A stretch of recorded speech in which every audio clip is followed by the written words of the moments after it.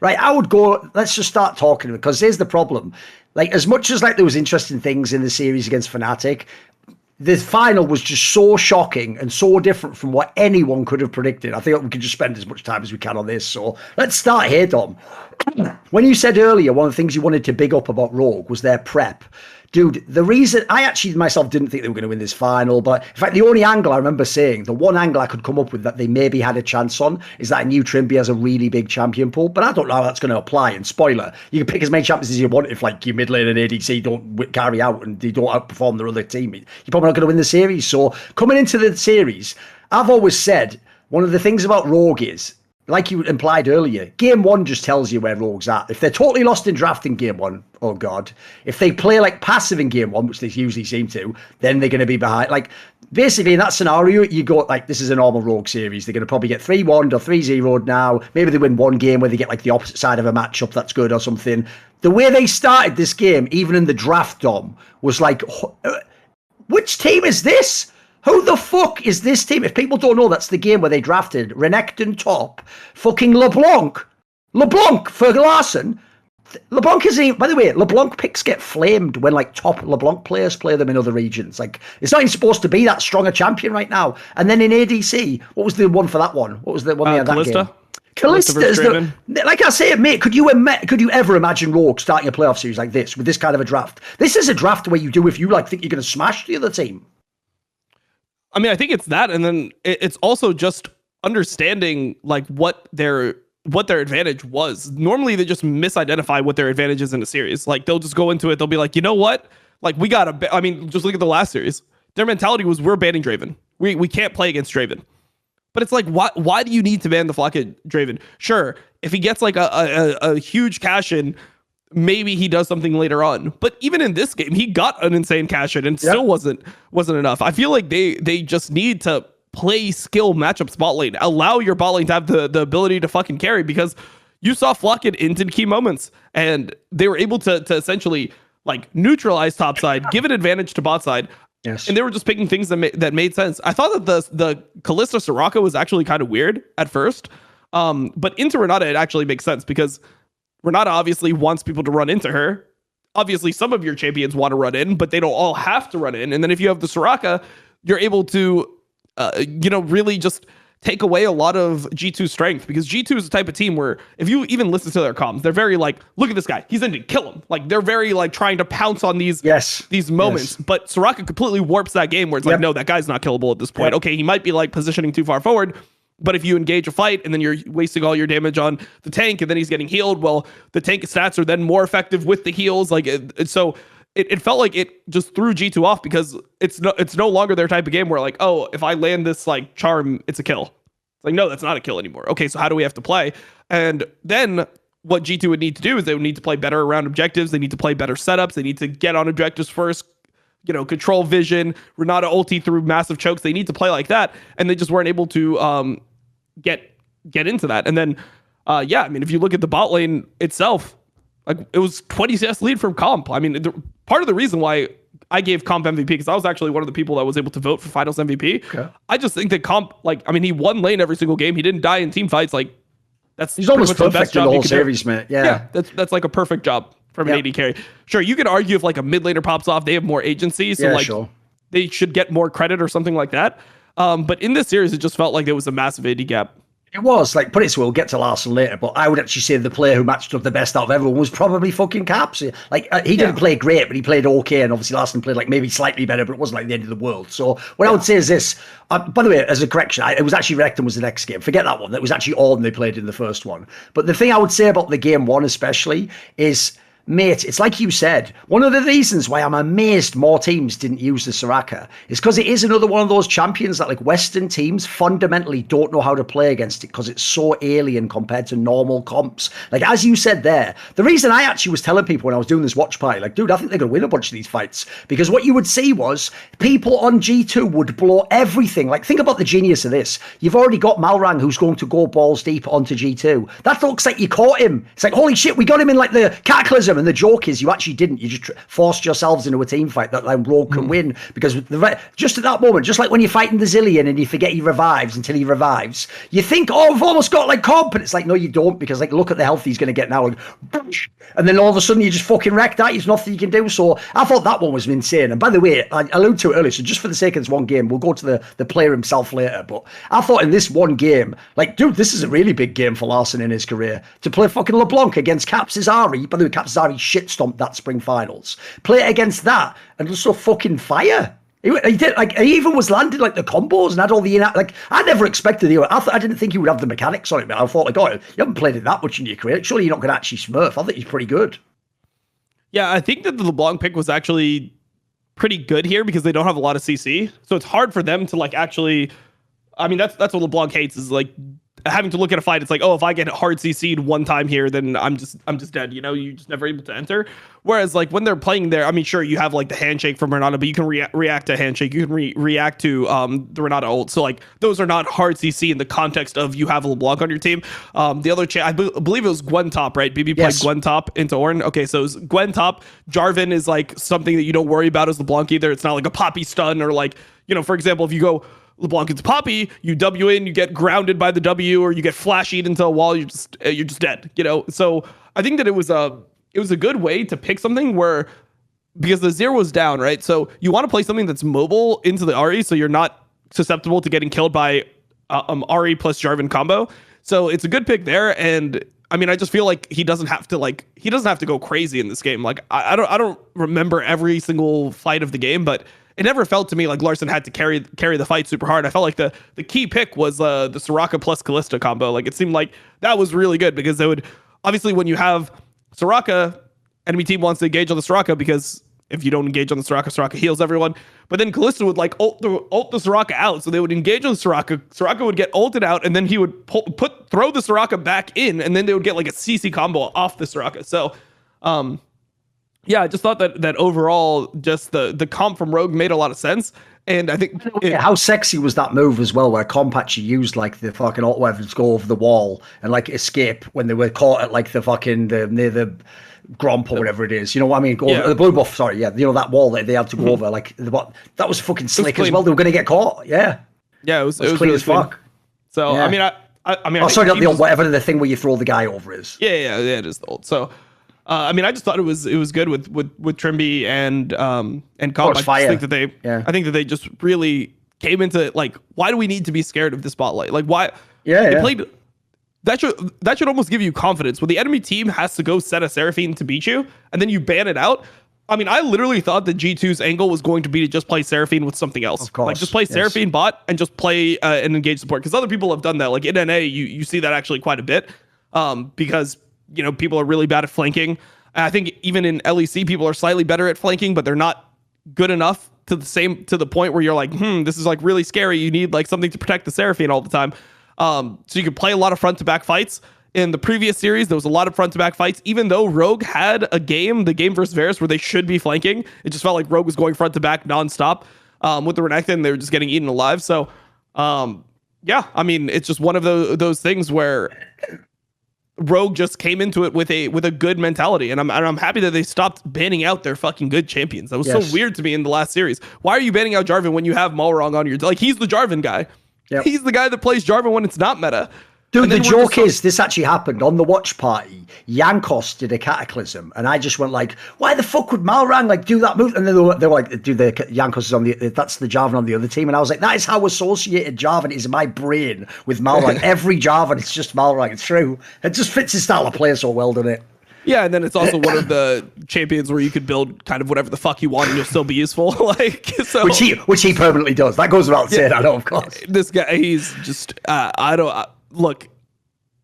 know if this guy has ever taken a mathematics class in his life, but if he did, he forgot everything from that class, because the things that he does with his item builds, it's like you realize that you're just delaying you're hurting yourself. Like every time, I wish that I could just shop for him every single time he went into the base. Like, personal shop. You need to do a video on the Malrang personal shopper, and you just like review his game. Like, this isn't right for you, Malrang. The pink ward here, it's not the look. I'm feeling, we're going more into like a gore drinker or something, He loves the thing that's most confusing about Marog is how much he hates completed items. Oh, like, he loves to like, do it where you just get the separate all ones for 2 items, doesn't he? Yeah. It's like, let me just get a Bomby Cinder, and then I'm going to get an Executioner's Calling, which is like, I mean, it's like cost efficient, but it doesn't actually like help you reduce the healing. So it's like, and then he'll be like, okay, and now I'm building a stopwatch. It's like, those are 3 separate components for 3 separate items. I mean, a stopwatch can be good, obviously, but the point is, you go for these types of builds, and then by the time you complete your first build, it's like the whole point of completed items is a massive spike. Like when you combine the components,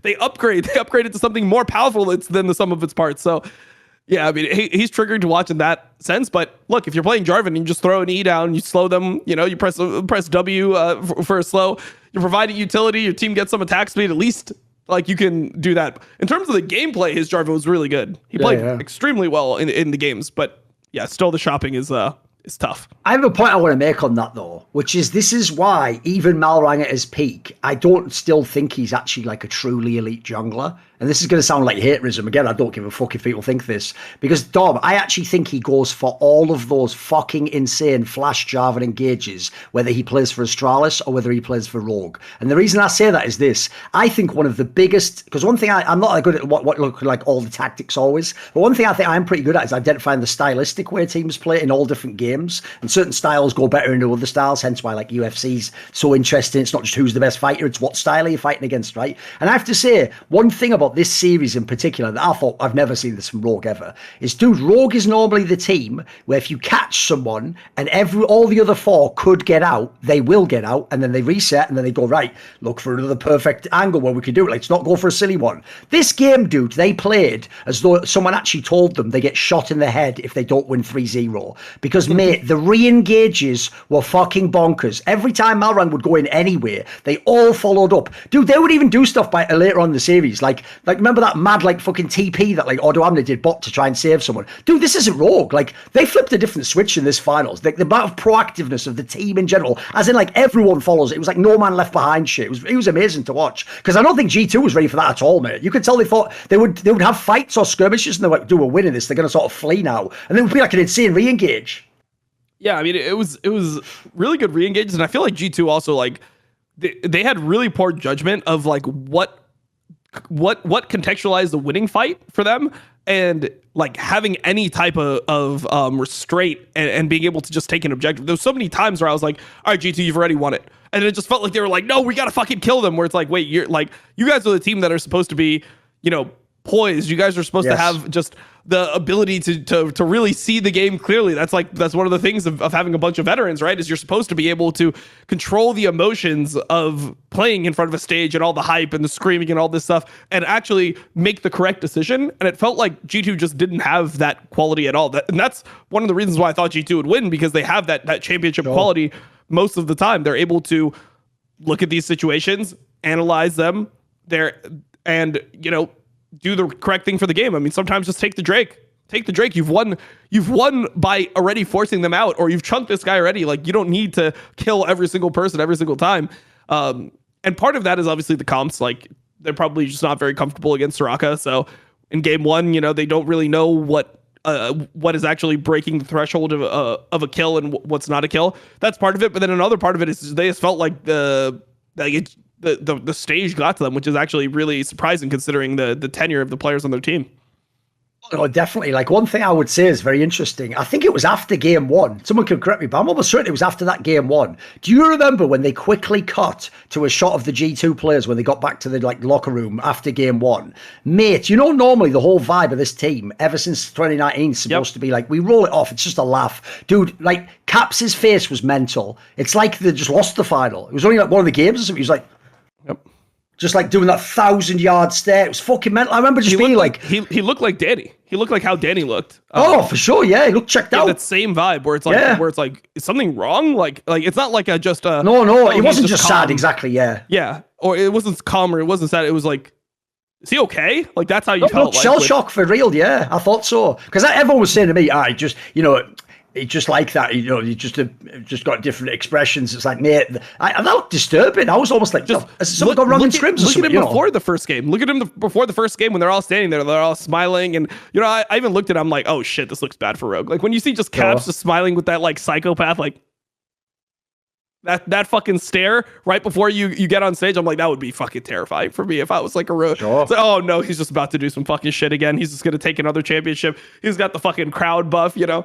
And then you look at him after game one, it just looked like a completely different player. And yeah, I mean, they did actually look tilted. Like if you look at, and people always just say tilted as like, oh, tilt is just you're bad, but the definition of tilt is actually that like because of your emotional state, you are now playing over aggressive. I felt like they actually were tilting in this finals. Like a lot of the plays, like a lot of the chases that they went for, it's like, where is the restraint? Like this is like, yeah, I mean, it's literally just tilt.